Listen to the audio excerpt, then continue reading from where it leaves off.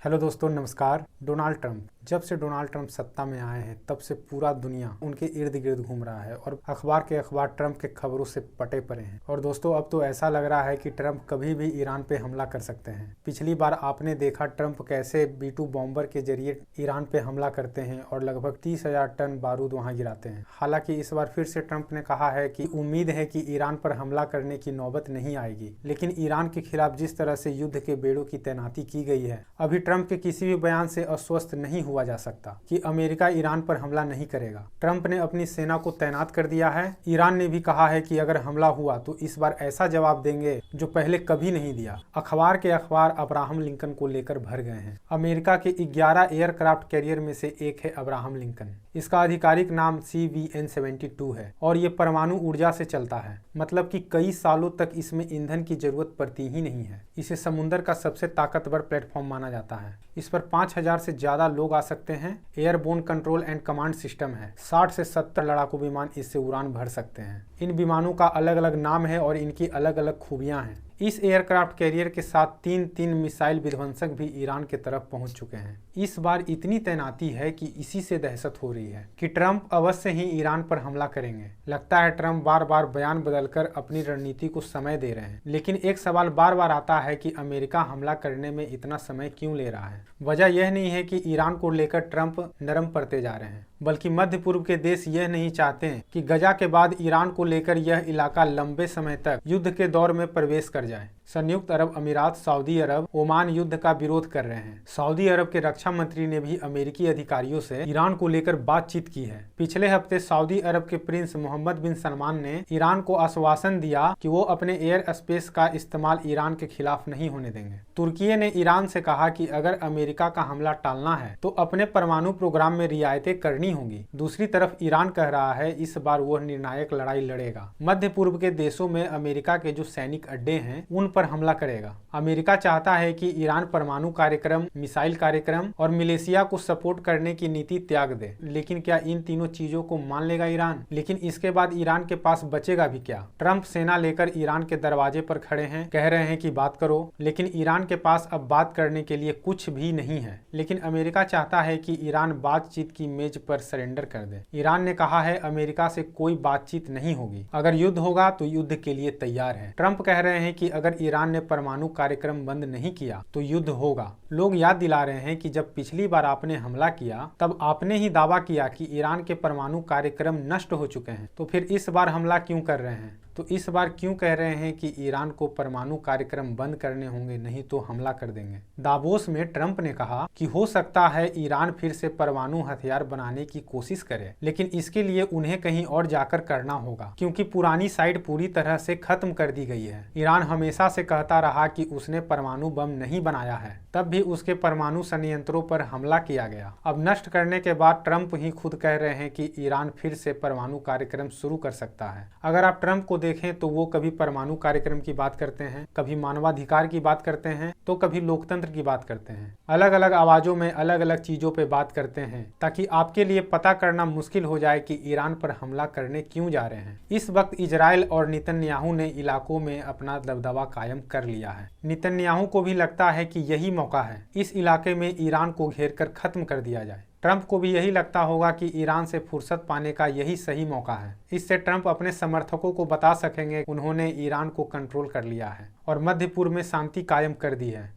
Reuters ने सूत्रों के हवाले से रिपोर्ट किया है कि ट्रंप प्रदर्शनकारियों का हौसला बढ़ाने के लिए ईरान के सुरक्षा बलों और नेताओं पर हमला करने की सोच रहे हैं, ताकि यह संदेश जाए कि अमेरिका प्रदर्शनकारियों के समर्थन में आ गया है। रॉयटर्स की सूत्रों की माने ट्रंप को इजराइल और अरब देशों ने भी कहा है कि सिर्फ हवाई हमलों से सत्ता परिवर्तन नहीं हो सकता। 2 अमेरिकी सूत्रों ने कहा है कि ट्रंप चाहते हैं कि तख्ता पलट की स्थिति बनाई जाए। इस रिपोर्ट में यह भी लिखा है कि ट्रंप ने अभी लेकर इसे अंतिम फैसला नहीं किया है कि वो क्या करने वाले हैं। सूत्रों के हवाले से रिपोर्टिंग हो रही है कि हमले से पहले इजराइल और सऊदी अरब के अधिकारी वाशिंगटन में बातचीत के लिए पहुंचे हैं। रॉयटर्स ने रिपोर्ट किया है कि इजराइल के सैन्य इंटेलिजेंस के चीफ ने पेंटागन के CIA और व्हाइट हाउस के वरिष्ठ अधिकारियों से मुलाकात की। एक्सियोज ने रिपोर्ट किया है कि उन्होंने ईरान के टारगेट्स को लेकर जानकारी साझा की है। अक्टूबर 2024 में जब इजराइल हमला कर रहा था, तब उनके बीच खामेनेई सार्वजनिक रूप से सामने आए, नमाज पढ़ाई और अमेरिका के खिलाफ भाषण दिया। अगर ईरान के भीतर के हालात अमेरिका को उकसा रहे हैं, तो कई बार लगता है कि ट्रंप भी अमेरिका के भीतर के हालात के कारण कभी ग्रीनलैंड तो कभी ईरान की बात करने लगते हैं। अमेरिका के मिनेसोटा में कितने प्रदर्शन हो रहे हैं। 2 अमेरिकी नागरिकों की मिनियोपोलिस की सड़कों पर हत्या कर दी गई। गवर्नर और मेयर ट्रंप से सीधे लड़ रहे हैं। एक तरफ आइस तो दूसरी तरफ नेशनल गार्ड। अपने देश में चल रहे इतने ज्यादा प्रोटेस्ट और मारामारी को छोड़कर ट्रंप ईरान को संभालने चले हैं। ट्रंप ईरान के प्रदर्शनकारियों को भड़काना चाहते हैं, जबकि खुद उनके देश में प्रदर्शन फैलता जा रहा है। मध्य पूर्व के इलाके में ईरान अकेला ऐसा देश है जो अमेरिका के तमाम प्रतिबंधों के बाद अभी तक टिका हुआ है, लड़ रहा है। पिछले साल जून में बातचीत हो रही थी, तब उसमें शामिल खामेनेई के सलाहकार पर भीषण हमला किया गया। जून 2025 में ईरान की सेना के शीर्ष अधिकारियों के घरों पर हमले हुए। 4 दिन पहले कमांडर बने अली सदामनी को मार दिया गया। जनरल हुसैन सलामी की हत्या कर दी गई। लेकिन इससे एक दिन भी नहीं लगा कि ईरान की सेना या सत्ता बिखर गई है। ईरान में नेतृत्व के सामने खतरा बढ़ा तो है, लेकिन ईरान खत्म नहीं हो सका। तभी तो ट्रंप बीच बीच में बातचीत की बात करने लगते हैं। पिछली बार की कामयाबी कम नहीं थी, तब भी 12 दिनों तक हमला करने के बाद इजराइल को ईरान से निकलने के लिए रास्ता खोजना पड़ा और अमेरिका की मदद लेनी पड़ी। तब उसने B-2 बॉम्बर से 30,000 टन बम गिराकर दावा किया कि ईरान के परमाणु कार्यक्रम को खत्म कर दिया गया है, मकसद पूरा हो गया है। फिर अमेरिका और इजराइल दोनों ही पीछे हट गए। अगर ईरान इतना ही कमजोर हो गया था तो उसी समय ईरान में सत्ता परिवर्तन भी हो जाता। लेकिन उस हमले से ईरान के भीतर यह धारणा जरूर कमजोर हुई कि उनके सैनिक सत्ता को कोई चुनौती नहीं दे सकता। ईरान ने सीरिया में 30 अरब रुपए खर्च करके जो मिलिशिया खड़ा किया, अंत में वो काम नहीं आया। गजा में हमास, लेबनान में हिजबुल्ला और यमन में हाउथी, ये तीनों अब कमजोर हो चुके हैं। ईरान अपने पड़ोसी देशों के इन मिलिशिया को एक्सिस ऑफ रेजिस्टेंस बोलता था, जो अब लगभग पूरी तरह से ढह चुके हैं। इनके दम पर ईरान अपनी जनता को बता रहा था कि तमाम प्रतिबंधों के बावजूद भी हम इस्लामिक सुपर पावर हैं। लेकिन ईरान का यह दावा अब खोखला लग रहा है। ईरान के भीतर उसकी जो बाहरी छवि बनाई गई थी, वो अब खत्म हो गई है। यही कारण है कि ईरान के भीतर का असंतोष बाहर आने लगा है। ईरान भले ही अपने यहाँ हुए प्रदर्शनों के पीछे अमेरिका का हाथ बताता हो, लेकिन वह इस सच्चाई को भी स्वीकार कर रहा है कि आर्थिक समस्या वास्तविक है। ईरान ने भले ही अपने यहाँ हो रहे प्रदर्शनों को काबू कर लिया, लेकिन पहली बार दिख रहा है ईरानी सत्ता मान रही है कि बहुत सारे लोग मारे गए। खामेनेई ने भी स्वीकार किया कि हजारों लोग मारे गए। ईरान के राष्ट्रपति ने कहा कि मारे गए लोगों की सूची जारी की जाएगी। ईरान की सत्ता को जवाब देना पड़ रहा है, क्योंकि युवा पीढ़ी सवाल पूछ रही है कि आर्थिक हालात इतने खराब क्यों हैं। ट्रंप को इसी बात पर लगता है कि ईरान में सत्ता परिवर्तन का ये श्रेष्ठ समय है, लेकिन क्या हम जानते हैं कि यही बात ईरान को भीतर से एकजुट कर रही है।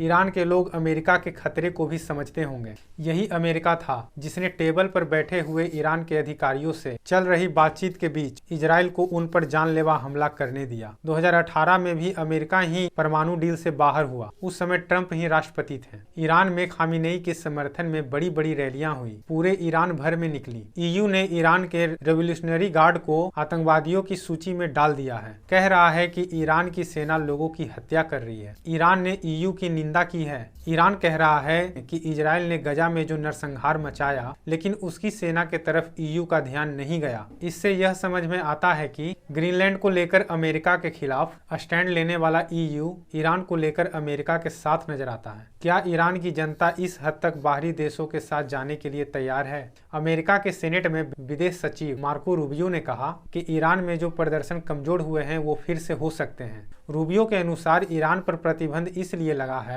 क्योंकि वो हथियार बनाता है, आतंकियों को खड़ा करता है, उन पर पैसे खर्च करता है। इस वजह से भी ईरान की अर्थव्यवस्था चरमरा गई है। रूबियो का यह भी कहना है कि ईरान में इस बार सत्ता परिवर्तन की अनुकूल परिस्थिति नजर आ रही है। आज का ईरान कमजोर हो चुका है तो अमेरिका कई तरह के अवसरों की तलाश में है। इस बात को लेकर हमें और आपको क्लियर रहना चाहिए कि ट्रंप ईरान पर हमला करने के लिए कोई नैतिक आधार नहीं ढूंढ रहे हैं और उनको इसकी जरूरत भी नहीं है। ना ही उन्हें जरूरत लगती है कि वहां प्रदर्शनकारी मारे गए। मानवाधिकार की रक्षा के लिए अमेरिका वहां हमला करने जा रहा है। उससे पहले अमेरिका को मिनियोपोलिस जाना चाहिए। ईरान को कमजोर करने और उस पर कब्जा करने का मूल प्लान इजराइल का है। अगर अमेरिका हमला करेगा तो इजराइल भी साथ आ सकता है। नेतन्याहू टॉप फॉर्म में है, लेकिन लगातार युद्ध लड़ते लड़ते इजराइल की हालत भी अच्छी नहीं है। इजराइल की नेशनल इंश्योरेंस रिपोर्ट में सामने आया है कि इजराइल का हर चौथा बच्चा गरीबी रेखा से नीचे जी रहा है। 21% आबादी गरीबी रेखा के नीचे है।